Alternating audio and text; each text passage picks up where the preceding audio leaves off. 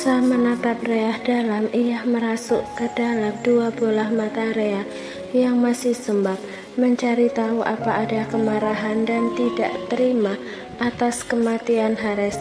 Kalau iya kenapa? Tanya Sam. Rea menarik nafas panjang lalu membuangnya perlahan. Sam tidak mengerti reaksi apa yang diberikan oleh istrinya tersebut. Ya, kamu benar. Tidak ada yang tidak bisa Sam lakukan, terlebih pada orang-orang yang akan mengusikku, mengusik dan mengganggu istriku. Tekannya menegaskan. Seketika hening, Sam penasaran dengan apa yang ada di pikiran Rea. Kalaupun aku bukan suamimu, kamu juga gak pantas mencintainya. Lanjut Sam. Rea menghela nafas. Ia tidak tahu apa yang terjadi padanya setelah mengingat perbuatan Hares padanya, menyekatnya dan berbuat keji.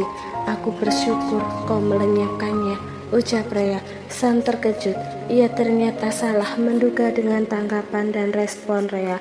Sekali lagi, Rea menghela nafas.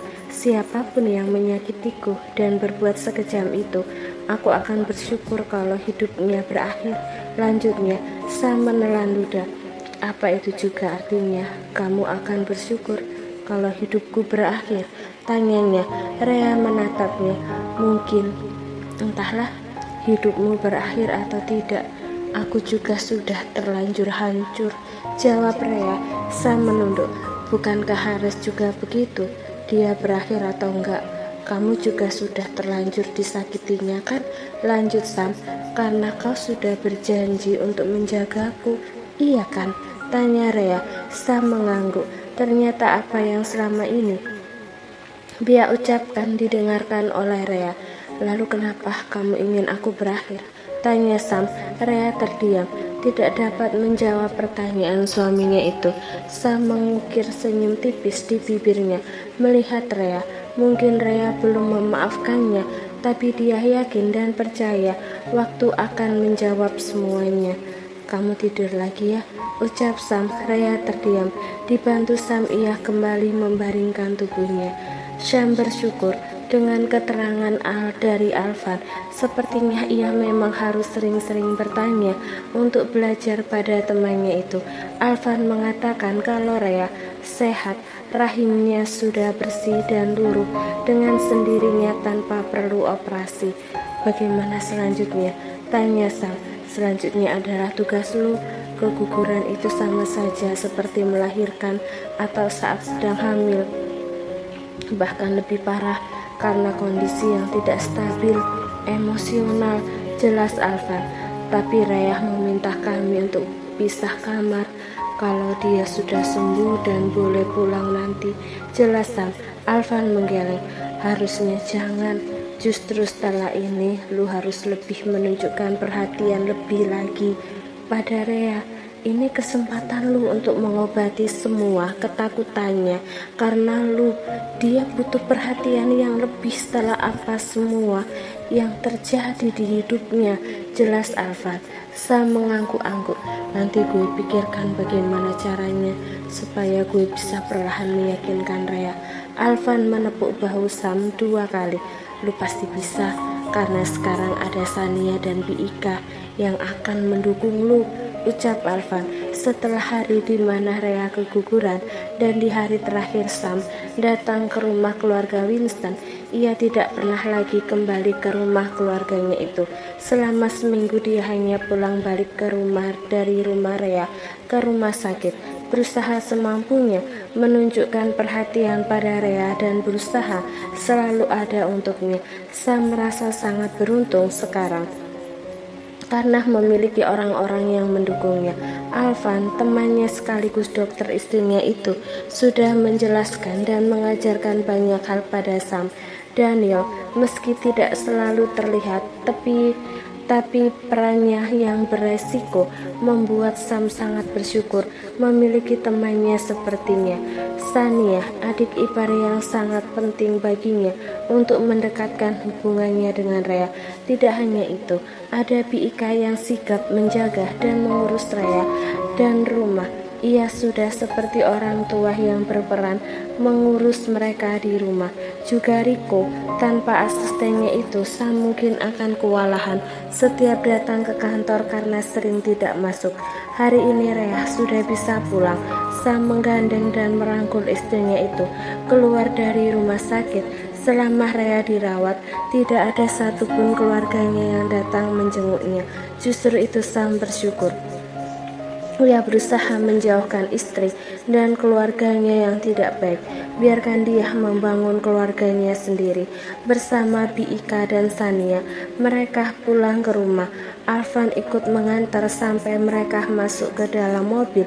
Bukannya melihat Sam yang merangkul Rea, Alvan justru tersenyum menatap Sania yang mengangguk pamit padanya. Sementara itu di rumah keluarga Winston terjadi keributan antara Edwin dan Natania. Deon sampai sekarang belum menemukan kalung itu, Mah. Bagaimana kalau Sam datang dan menanyakannya? Bentak Edwin yang kalut. Sudah hampir 2 minggu sejak terakhir Sam datang ke rumah itu, dan Deon masih belum bisa menebus kalung itu. Kalungnya sudah dapat, Pak. Temannya Deon masih mau menjualnya, tapi harganya bukan 5 juta lagi, jelas Natania. Terus apa susahnya, Mah? Mama kasih uang Mama ke Deon supaya dia menebus kalung itu, gumam Edwin. Kenapa harus uang Mama? Deon juga anak Papa, bentaknya. Dia sudah tidak menjualnya dengan harga 50 juta lagi, ucap Deon yang tiba-tiba sudah masuk ke dalam rumah. Berapa? Tanya Edwin. Dia sudah menaikkan harga menjadi 100 juta, lirihnya kalut. Apa? 100 juta? Pekik Edwin tidak percaya. Kita nggak ada uang sebanyak itu. Edwin frustasi. Kalau sampai Sam mengusir kita, bagaimana? Tanyanya. Ya, Papa memohonlah, minta tolong. Papa itu papa kandungnya. Apa dia tega?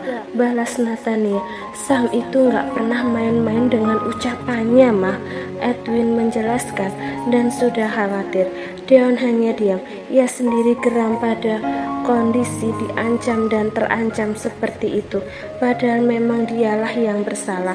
Edwin mengusap kepalanya frustasi. Waktu kita di rumah ini tidak tahu lagi sampai berapa lama. Kalau besok Sam pulang dan kalung itu belum ada, kita harus angkat kaki. Kalau minggu depan dia datang, maka waktu kita di rumah ini tinggal 1 minggu lagi, jelasnya. Karena perhatian dan kekhawatirannya pada Rea, Sam memang tidak pernah lagi pulang ke rumahnya. Kalung itu memang sangat penting baginya, tapi sekarang ini Rea adalah prioritasnya. Sesampainya di rumah, Sam menggendong Rea menaiki tangga untuk sampai ke rumah. Tanpa aku gendong pun, aku bisa jalan sendiri, lirih Rea. Tapi aku gak akan membiarkan kamu berjalan sendiri, karena selamanya akan ada aku di sampingmu, jawab Sam ringan dengan senyuman di bibirnya. Kamu akan menepati janjimu kan? Tanya Rea. Kecuali satu, ucap Sam. Rea menatapnya. Kau memang tidak bisa dipercaya, apalagi dalam hal berjanji. Kau memang bisa melakukan apa saja, termasuk mengingkari atau membeli janji kan? Tanya Rea. Sam menghela nafas. Ia membuka pintu kamar dan berjalan ke arah tempat tidur. Ia letakkan Rea di sana dengan pelan dan penuh kelembutan. Aku gak bisa pisah kamar. Pertama, aku harus memperhatikanmu yang baru saja sembuh. Yang kedua, apa kamu gak segan sama Sania dan Bibi kalau kita pisah kamar? Tanya Sam. Rea tidak merespon. Aku tidak sedang dalam tawar-menawar, jadi kau tidak usah berpikiran untuk pisah sekamar denganku, tegas Rea. Sam terdiam. Kalimat itu seperti pernah ia ucapkan pada Rea saat dulu menyiksanya. Sam menghela nafas. Ia tidak ingin memaksa, tetapi ia juga khawatir pada Rea. Berjanjilah satu hal. Oke, aku tidur di kamar yang lain, tapi kalau ada apa-apa, kamu cerita ke aku. Apa yang kamu butuhkan bilang ke aku. Mohon Sam, aku sudah sehat. Aku bisa melakukan apapun yang ingin aku lakukan, ucapnya. kuharap kamu juga bisa memaafkan dan mencintaiku, Re. Sam memandang tulus Raya, tiba-tiba seperti terhipnotis dengan mata yang dulunya begitu tajam, kini menjadi sangat teduh. Semua kembali diingatannya. Kali ini bukan kejahatan Sam, melainkan kebaikan dan perhatian laki-laki yang berstatus sebagai suaminya itu terputar di kepalanya.